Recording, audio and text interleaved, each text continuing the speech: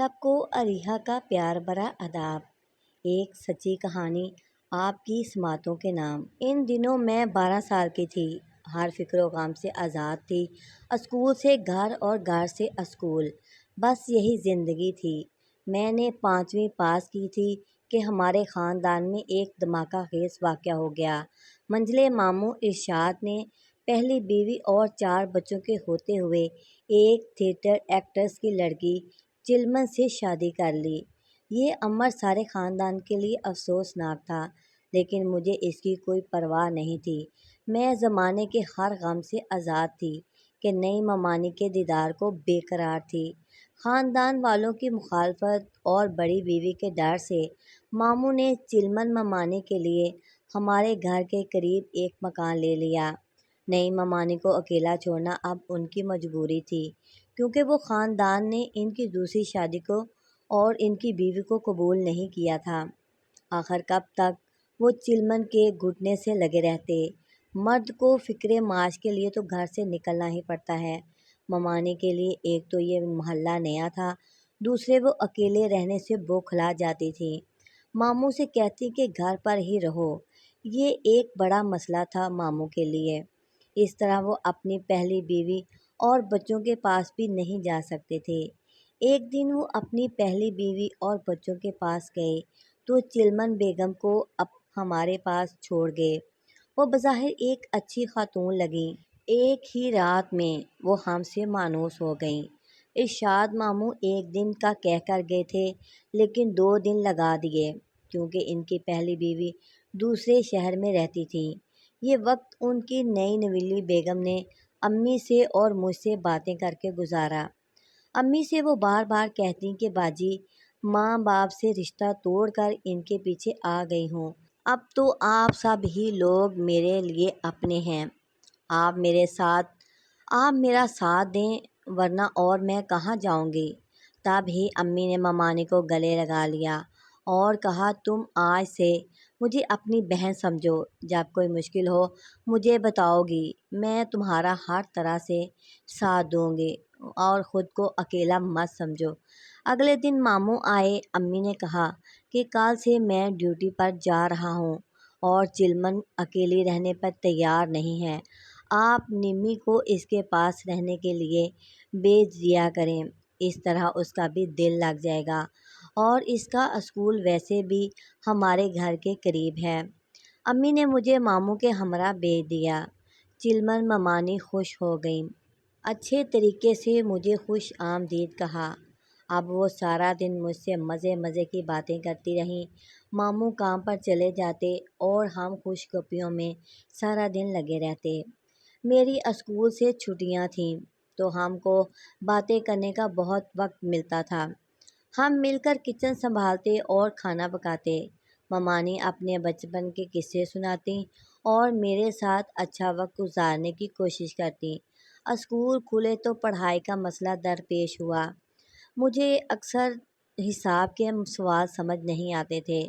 ماموں تو صبح آفس چلے جاتے تھے، ان کے پاس وقت کہاں تھا کہ مجھے ریاضی سمجھاتے، اور چلمن ممانی کو تو ریاضی آتا ہی نہیں تھا۔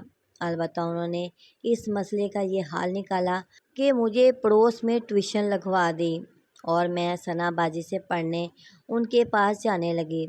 ثنا باجی کے والد ٹھیکیدار تھے، وہ گھر پر تو نہ رہتے تھے، ان کے لڑکے بھی دوسرے شہروں میں کام کاج کے لیے گئے ہوئے تھے۔ والدہ ہی گھر پر ہوتی تھیں۔ ثنا باجی اپنی والدہ کے ساتھ گھریلو کاموں میں ان کا ہاتھ بٹاتی تھیں۔ ان کے پاس کافی وقت ہوتا تھا، تب ہی تو وہ مجھے بہت توجہ اور محنت سے پڑھاتی تھیں۔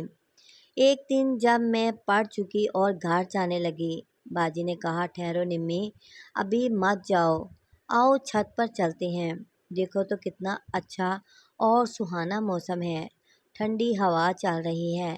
ابھی ہم چھت پر جا کر بیٹھے ہی تھے کہ کسی مردانہ آواز نے ان کو پکارا، ثنا دیکھو میں آ گیا ہوں۔ میں نے مڑ کر دیکھا، ایک نوجوان باجی سے گلے مل رہا تھا۔ باجی بھی جذبات سے کھل اٹھی تھیں۔ ارے عمر، تم کب آئے؟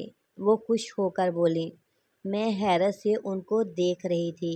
انہوں نے مجھ سے کہا، نمی یہ میرے بھائی ہیں، حیدرآباد میں ملازمت کرتے ہیں۔ میں نے عمر کی طرف دیکھا تو پلک جھپکنا بھول گئی۔ وہ مجھے وہ مجھے بہت شش و پنج میں دیکھ رہا تھا۔ اس کی آنکھیں بے حد خوبصورت تھیں اور قد کاٹ میں بھی بہت خوبصورت لگ رہا تھا۔ تم جاؤ نمی، بڑے دنوں بعد میرا بھائی آیا ہے۔ تم کل اور پرسوں مت آنا، 2 دن تمہاری چھٹی ہے۔ میں وہاں آئی مگر 2 آنکھیں میرے ساتھ ساتھ جیسے میرے تعاقب میں دروازے سے گلی تک آ گئیں۔ یہ آنکھیں میرے دل میں کھپ گئی تھیں۔ گھر آ کر اب یہ 2 آنکھیں مجھے در و دیوار سے جھانکتی ہوئی محسوس ہوئیں، لیکن مجھے معلوم ہی نہ تھا کہ ایسا کیا ہو رہا ہے۔ میں نے ممانی کو بھی بتایا کہ ثنا باجی کا بھائی آیا ہوا ہے اور اس کی آنکھیں بہت ہی خوبصورت ہیں۔ یہ آنکھیں مجھ کو گھر میں ادھر ادھر بکھری نظر آتی ہیں۔ میری بات سن کر ممانی ایک خاص ادا سے مسکرا دیں۔ تیسرے دن جب میں پڑھنے باجی کے گھر پہنچی تو وہ ان کے پاس بیٹھا ہوا تھا۔ میں نے سلام کیا۔ وہ بغیر جواب کے مسکرا کر اٹھ کھڑا ہوا اور سلام کا جواب باجی نے دے دیا۔ تھوڑی دیر بعد جب میں نے کھڑکی کی طرف نظر ڈالی، مجھے گمان ہوا کہ 2 خوبصورت آنکھیں مجھ کو کھڑکی کی اور سے دیکھ رہی ہیں۔ میں نروس سی ہو گئی۔ طبیعت کی خرابی کا بہانہ کر کے میں وہاں سے لوٹ آئی۔ گھر آئی تو کوئی عجیب سی پریشانی میرے تعاقب میں آئی۔ ایک ممانی ہی میری رازداں تھیں۔ ان کو بتایا کہ آج وہ آنکھیں مجھ کو پریشان کرنے کو پردے کے پاس موجود تھیں تو انہوں نے کہا، میرا خیال ہے وہ لڑکا تم کو پسند کرنے لگا ہے۔ ایک روز میں ٹیوشن لینے گئی تو ثنا باجی گھر پر نہ تھیں۔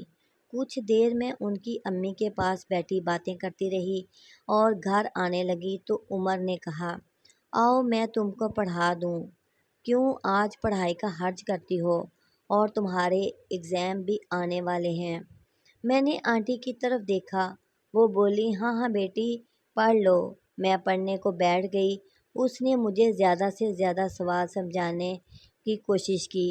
شاید وہ یہ چاہتا تھا کہ میں کچھ اور بھی وقت وہاں رکوں۔ ابھی عمر کے پاس بیٹھی پڑھ رہی تھی کہ ثنا باجی آ گئیں۔ باقی جو کچھ رہ گیا تھا وہ باجی ثنا نے آ کر مجھے پڑھا دیا۔ پھر آئے دن یہ ہونے لگا کہ باجی ثنا گھر پر نہ ہوتی تھیں مگر عمر موجود ہوتا۔ وہ مجھ کو پڑھانے لگتا اور میں بیٹھ جاتی۔ آنٹی نے ایک دن کہا، بیٹی تمہاری ثنا باجی کو روز بازار جانا ہوتا ہے کیونکہ عمر سے بڑے ان کے بھائی ارمان کی شادی کے لیے کچھ خریداری کرنی ہوتی ہے، اس لیے وہ مصروف ہو گئی ہیں۔ مجھے عمر سے کچھ شکایت نہ تھی مگر ایک مسئلہ تھا کہ جب وہ میری طرف دیکھتا تو میں نروس ہو جاتی تھی اور گھبرا جاتی تھی۔ اس انداز نظر سے نہ آشنا تھی اس لیے الجھن ہوتی تھی۔ رفتہ رفتہ میں اس انداز نظر کی عادی ہو گئی۔ اب یہ حال تھا کہ جس روز وہ نہ ہوتا دل بجھ جاتا، دل ثنا باجی سے پڑھنے میں نہ لگتا اور جلد از جلد وہاں سے میں بھاگنے کی کوشش کرتی۔ ایک دن میں چونک گئی جب اسکول سے نکلی، اس کو گیٹ کے قریب مسکراتے دیکھا۔ خیر اس نے مجھے کچھ کہا تو نہیں، لیکن اس دن میں ممانی چلمن کے گھر جانے کی بجائے اپنے گھر چلی گئی۔ ان کا گھر راستے میں پڑتا تھا۔ وہ تیز تیز چلتا مجھ سے پہلے گھر پہنچ گیا اور جب میں ماموں کے گھر سامنے سے گزر کر امی کے گھر کے پاس جا کر رکی تو وہ اپنے دروازے پر کھڑا تھا۔ اس نے ہاتھ کے اشارے سے مجھے سلام کیا۔ میں پھر بھی نہ سمجھی کہ یہ سب کیوں اور کیا کر رہا ہے۔ اب تو وہ اکثر مجھے جب میں امی ابو کے گھر جاتی وہ اپنے گھر کے آس پاس ملتا اور ہاتھ کے اشارے سے سلام کرتا۔ روزانہ کی اس کی نگاہیں نہ جانے کیا کیا پیغام دیتیں، لیکن میری سمجھ میں کچھ نہ آتا تھا۔ پچھلے کئی دنوں کی طرح آج بھی ثنا باجی گھر پر نہ تھیں۔ اس دن چھٹی تھی۔ دن کے تقریباً 9 بجے تھے اور میں ان کی امی کے پاس بیٹھی تھی۔ تھوڑی دیر بعد انہوں نے عمر کو آواز دی، بچی کو بلا وجہ بٹھایا ہوا ہے، اس کا وقت کیوں ضائع کر رہے ہو؟ اس کے پیپر ہیں اور تم اس کو پڑھا دو۔ عمر بیٹے، تم ہی اس کو پڑھا دو، ثنا تو جانے کب تک آئے گی۔ عمر نے کہا، جی امی، اور میرے سامنے آ کر بیٹھ گیا۔ ذرا دیر بعد ان کے دائیں طرف کی پڑوسن نے آنٹی کو اپنی لڑکی بھیج کر بلوا لیا، کہا کہ سنار آیا ہوا ہے، آ کر زیور کے ڈیزائن پسند کر لیں۔ وہ فوراً چادر لپیٹ کر چلی گئیں۔ ان کو یہ دھیان بھی نہ رہا کہ میں اور عمر گھر میں اکیلے ہیں۔ بس اتنا کہا کہ 5 منٹ میں آتی ہوں۔ نمی بیٹی، ہانڈی چولہے پر چڑھی ہے، ذرا دیکھ لینا۔ اس روز پڑھاتے پڑھاتے عمر نے کہا، نمی تم اتنا کم کیوں بولتی ہو؟ میں نے جواب دیا، مجھے زیادہ باتیں کرنا نہیں آتی۔ وہ بولا، تم جانتی ہو میری چھٹی ختم ہو رہی ہے اور مجھے واپس ملازمت پر بھی جانا ہے۔ نہیں، میرا جواب ایک لفظ میں تھا۔ اچھا تو سن لو، تم نے کسی کی روح پر قبضہ کر لیا ہے اور اس کے دل کی دھڑکن بن گئی ہو۔ میں حیران ہو کر اس کی طرف دیکھنے لگی۔ کہنے لگا، ایسے کیا دیکھ رہی ہو؟ کیا میری آنکھیں بھینگی ہیں؟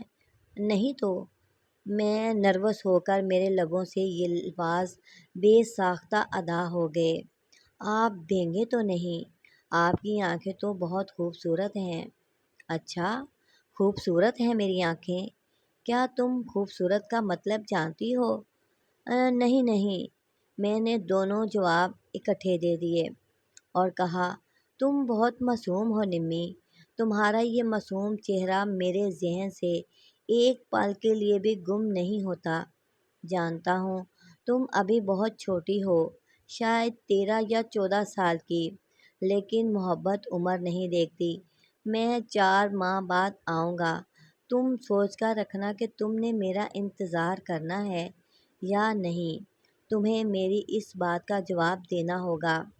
بڑے بھائی کی شادی کے بعد میں اماں سے تمہارے اور اپنے بارے میں بات کروں گا۔ میں حیران و پریشان گھر آ گئی کیونکہ میری سمجھ میں ان کی باتیں ادھوری آئی تھیں۔ مجھے ان کی باتیں پوری طرح سمجھ میں نہیں آ رہی تھیں کیونکہ پوری طرح عمر کی بات کا مطلب نہ سمجھ سکی۔ انتظار سے نا آشنا ایک 6ٹھی جماعت کی طالبہ کو بھلا کیا پتہ کہ محبت کیا ہوتی ہے اور انتظار کس بلا کا نام ہے اور وہ کیوں انتظار کرنے کا کہتا ہے۔ گھر آ کر بہرحال عمر کی باتیں میرے ذہن سے نہ جاتی تھیں بلکہ مجھ کو پریشان کرنے لگیں۔ بالآخر میں نے ممانی کو سب کچھ بتا دیا۔ وہ آزاد خیال تھیں، دل کے کانوں سے میری بات سنی اور پریشانی کو بھانپ لیا۔ بولی، نمی تم تو خوش نصیب ہو، اتنا چاہنے والا ملا ہے۔ اگر مجھے کوئی ایسا کہتا تو میں فوراً محبت کا جواب محبت سے دیتی۔ انہوں نے محبت کے بارے میں ایسی باتیں کی کہ میں اس کام کو بہت ضروری اور اہم خیال کرنے لگی۔ ان کی باتوں نے میرے کچے ذہن پر بہت برے اثرات مرتب کیے۔ میرے دل میں چبھنے والی بے چینی پیدا ہو گئی۔ نہ جانے کیا ہوا کہ میرے دل کی دنیا ہی بدل گئی۔ سارا دن میں اداس رہتی اور عمر کی ہی سوچوں میں گم رہتی۔ امی کے پاس جانا بھی کم کر دیا۔ چلمن ممانی کے قریب رہنے کی زیادہ کوشش کرتی تھی، جیسے یہی وہ ہستی ہے جو مجھے پریشانیوں اور ذہنی خلفشار سے بچا لے گی۔ ہر وقت ان ہی سے باتیں کرنے کی میں کوشش کرتی تھی۔ وہ بھی مجھے ٹوکنے کی بجائے میرے حوصلے کو بڑھاتی تھیں، بار بار جتلاتی کہ تم مانو یا نہ مانو، تم کو عمر سے محبت ہو گئی ہے اور یہ کوئی بری بات نہیں ہے۔ یہ بات انہوں نے بار بار مجھ کو اس طرح یاد کرا دی کہ میں نے محسوس کیا کہ اب میں عمر کے بغیر نہیں رہ سکتی۔ مجھ کو محبت کا مطلب سمجھ آنے میں لگا کہ ہر وقت جس کی یاد ستائے، ہر دم جس کی کمی محسوس ہو، سمجھو کہ اس سے آپ کو محبت ہو گئی ہے۔ میں اب کھل کر عمر کا نام لینے لگی تھی۔ پڑھائی سے دل اچاٹ ہو گیا۔ سوچتی کیا واقعی محبت انسان کو پاگل بنا دیتی ہے۔ اور عمر بھی کچھ ابھی چھوٹی تھی کہ میری سمجھ میں یہ باتیں ابھی بہت اچھی لگ رہی تھیں۔ میری حالت بھی ان دنوں پاگلوں جیسی ہو گئی تھی۔ اس حالت میں ممانی نے میری بہت دل جوئی کی، بہت خیال رکھا۔ اب سوچتی ہوں کہ ان کا یہ لگاؤ بھرا برتاؤ ان کی دوستی نہیں بلکہ دشمنی تھی۔ اگر ان کو مجھ سے دشمنی نہ ہوتی تو وہ مجھ کو سمجھاتی، نہ کہ اس عذاب میں داخل کرتی اور ایسے روگ میں مبتلا کر دیتی جس سے میں قطعی نہ آشنا تھی۔ وہ مجھے سمجھا کر روک دیتی کہ ایسی باتیں نہ سوچو، یہ باتیں تمہارے سوچنے کی نہیں ہیں، بس اپنی پڑھائی کی طرف دھیان دو۔ غرض کہ وہ اچھی ممانی نہ تھیں، میں تو لائق طالبہ تھی۔ مجھ کو تعلیم کی طرف راغب کرنے کی بجائے انہوں نے سیدھے راستے سے بھڑکا دیا تھا اور ایسے راستے پر چلایا۔ اگر ان کی جگہ میری اپنی ماں ہوتی تو وہ مجھے ضرور اس کام سے روکتی۔ یہ 4 ماہ مجھ پر صدیوں کی طرح بھاری گزرے۔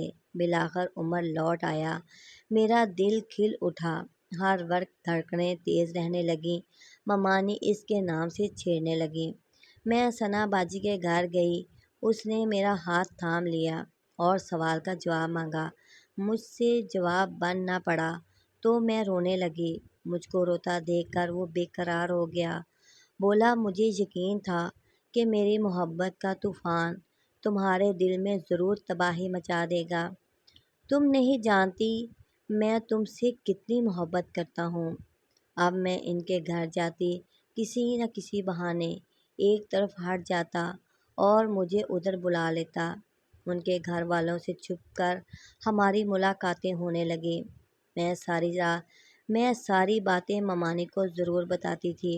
وہ کہنے لگی، اگر ثنا کے گھر عمر سے بات کرنے سے تم کو خوف آتا ہے تو اپنا گھر تو محفوظ ہے، تمہارے ماموں آفس گئے ہوتے ہیں، تم اس سے یہاں بلا کر مل لیا کرو۔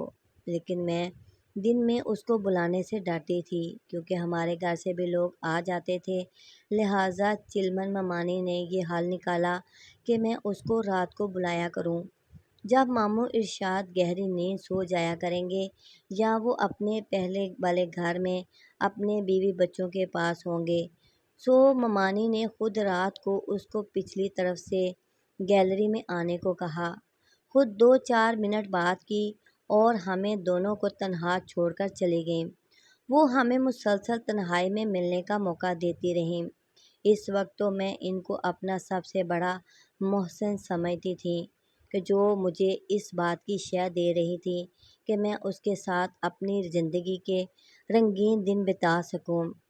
اب زندگی کے اس موڑ پر احساس ہوتا ہے کہ وہ میری سب سے بڑی دشمن تھی۔ وقت گزرنے کے ساتھ ساتھ ہمارا تعلق گہرا ہوتا گیا۔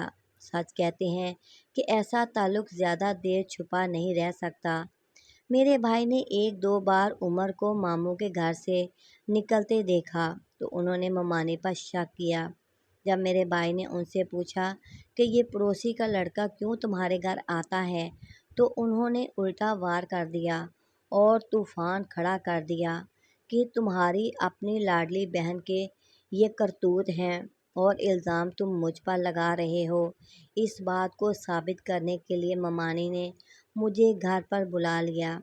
مجھے اور عمر کو معاملے کی خبر ہی نہ تھی۔